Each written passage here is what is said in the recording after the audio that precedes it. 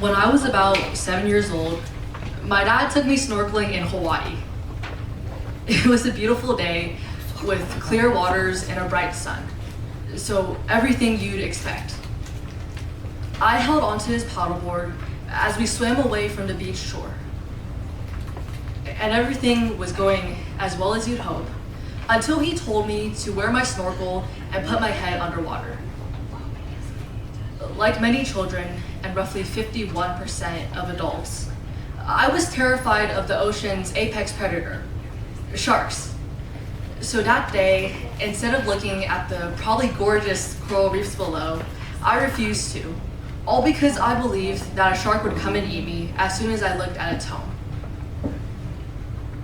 My point today isn't to talk about sharks, shark attacks, and the morality of demonizing them for existing in the oceans.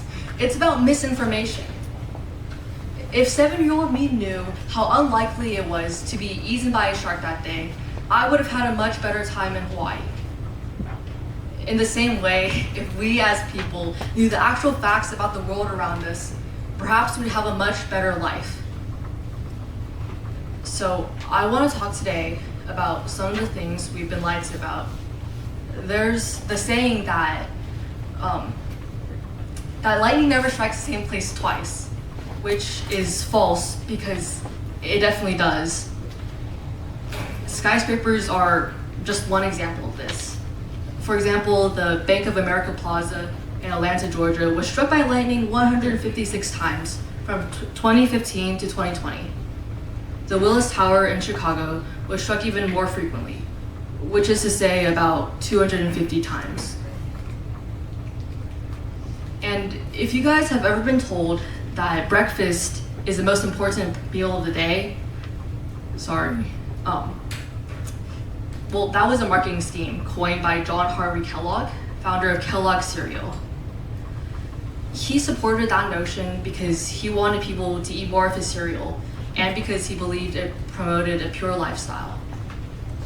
And I'm not saying that breakfast is irrelevant and that you should skip it, because it's beneficial to you and it helps start your metabolism again from your time sleeping.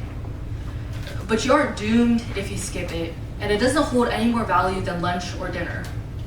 So that's the lie. There's also the concept of spontaneous generation, which was Greek thinker Aristotle's belief that non-living matter could produce living organisms. Spontaneous generation was believed for 2 millennia, until disproven by Louis Pasteur. Just think for a moment about how long humanity believed that a rock could produce a barnacle, or that oysters could come from goo. And think about what could have been achieved if they knew the truth.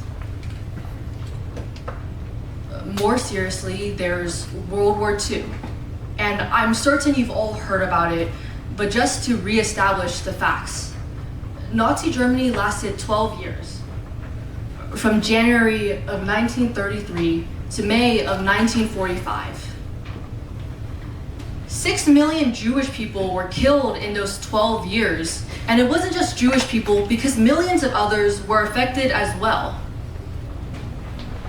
So I just want you to take a moment to understand how many lives were affected because of one man's beliefs, one man's propaganda. A lot of misinformation isn't inherently harmful. Breakfast being the most important meal of the day just convinces people to eat more breakfast. But misinformation can easily harm ourselves and others. And as humans, we have the very human belief to not harm other people, even if we do it all the time. Although we may have different religions or follow different beliefs of the world around us, I think you'll find it very difficult to find a religion or way of thinking that promotes unnecessary harm to others. Because for most of us, we feel guilt, we empathize, and when we don't, it's because we believe another person isn't deserving of it. Now, we don't want to be wrong. We don't like believing that we're gullible or easily convinced. Yet I believe this trait of ours makes us even more vulnerable to the lies around us. So today, I'll ask everyone listening not to be cynical or distrusting of every news article you read or phrase you hear, but to just consider those newfound ideas. Why would they lie? Who does it harm? And although it's easy to take propaganda as fact, please remember that you're human and everyone else around you is as well. Thank you.